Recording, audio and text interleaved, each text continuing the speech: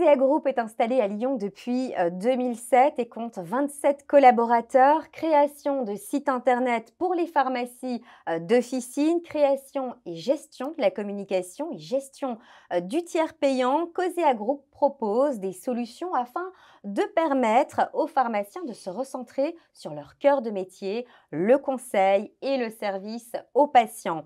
Rencontre avec Philippe Donadieu, fondateur et président de la société Cosea Group. Philippe Donadieu, bonjour. Bonjour, Bienvenue sur le plateau merci. d'IO-Web TV. Vous-même, docteur en pharmacie, vous prenez très vite conscience des difficultés du métier. Tout à fait. Effectivement, je suis docteur en pharmacie, mais je travaille dans l'industrie pharmaceutique, au contact justement des pharmaciens. Et rapidement, je me rends compte qu'il y a d'abord un déficit d'image en termes de communication. Souvent, quand il y a un problème de santé, un problème de médicament, on montre une croix verte. Quand tout va bien, on montre un stéthoscope avec une blouse blanche. Donc déjà, premier point qui était celui-ci. Deuxième chose, Internet se développe assez rapidement dans les années 2000 et les patients, consommateurs cherchent de l'information, de l'actualité sur la santé et également les horaires de sa pharmacie. Donc les premières réponses des sites étaient déjà de donner adresse, localisation, spécialisation et puis du contenu santé également fiable. Alors, qu'est-ce qu'un site internet, un compte Instagram, Facebook peuvent apporter finalement aux pharmaciens? Eh bien, ça apporte à la fois aux pharmaciens et aux consommateurs. C'est-à-dire qu'en fait, la pharmacie est un commerce qui est réglementé et qui est aussi un espace de santé publique, mais finalement, le consommateur que nous sommes tous va dans une pharmacie comme dans d'autres commerces. Et donc aujourd'hui, la pharmacie se devait également de pouvoir proposer ce type de service à l'instar des autres commerces ou spécialités. Des outils qu'on utilise tous au final. Exactement, donc les sites internet de vente en ligne, de click and collect, Mhm. voire de e-réservation qui permet effectivement, de, libérer du temps à l'équipe officinale quand tout le monde vient en même temps à la pharmacie et qui permet également quand tout le monde vient en même temps à la pharmacie, pour ceux qui ont fait le travail en avance en ligne de commander, leur ordonnance ou leur, parapharmacie, bah, de pouvoir gagner du temps également quand ils arrivent au comptoir. Donc ça, c'était, un aspect et puis les réseaux sociaux, eh bien, parce qu'il y a des nouveautés, il y a des tutoriels également qui sont intéressants et on peut aussi acheter à travers, Instagram, par exemple. Philippe Donadieu, est-ce qu'on n'a pas l'impression d'aller vers un nouveau modèle de pharmacie?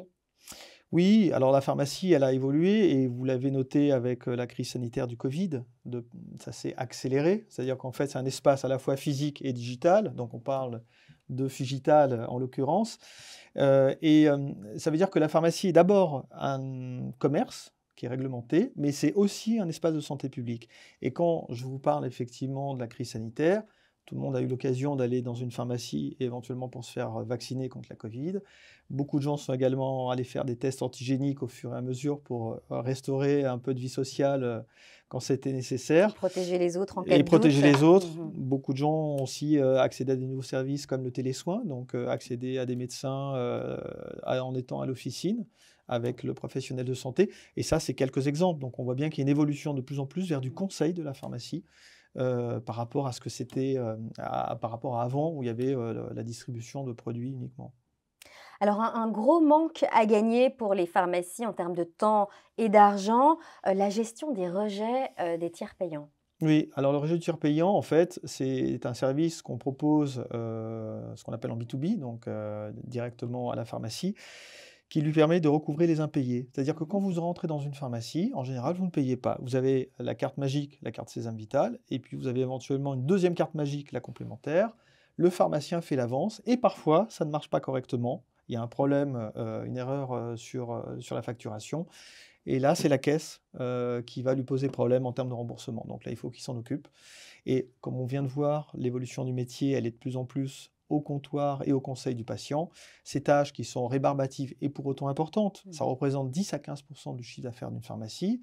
Et s'il ne s'en occupe pas, au bout de 2 ans et 3 mois, c'est complètement perdu de façon, irrecouvrable. Donc nous avons apporté à ces pharmacies-là du personnel également qui intervient à distance sur leur compte pour pouvoir, régler ces problèmes de facturation et du coup leur donner plus de temps au contact, de leur patientèle. Alors c'est ça, vers toujours plus de temps au comptoir pour ces patients. Quels sont les prochains défis à relever pour Cosea Group? Alors les prochains défis, souvent j'ai tendance à dire notre mantra, c'est le digital, c'est la santé. Donc on va continuer bien sûr sur cette sphère digitale. On est éditeur logiciel, donc on apporte des logiciels comme les sites internet, par exemple, sont un logiciel. Instagram et Facebook sont d'autres logiciels qui ne sont pas les nôtres, mais Mhm. qu'on utilise. Et puis on apporte du service également, du service humain. On en a parlé pour le tiers payant, ce sont des gestionnaires de tiers payants. Pour les sites internet, on met à disposition des content managers pour pouvoir alimenter, faire fonctionner les sites avec une offre produit.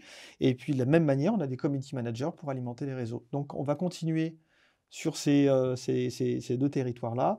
Et de façon plus prospective sur la recherche et développement, on continue nos efforts, notamment sur du machine learning, donc la big data, et puis également sur la réalité augmentée, mais finalement à l'instar d'autres domaines d'activité qui en font également l'usage. Philippe Donadieu, fondateur et président de la société Cosea Group, merci pour cette interview. Merci beaucoup, merci à vous.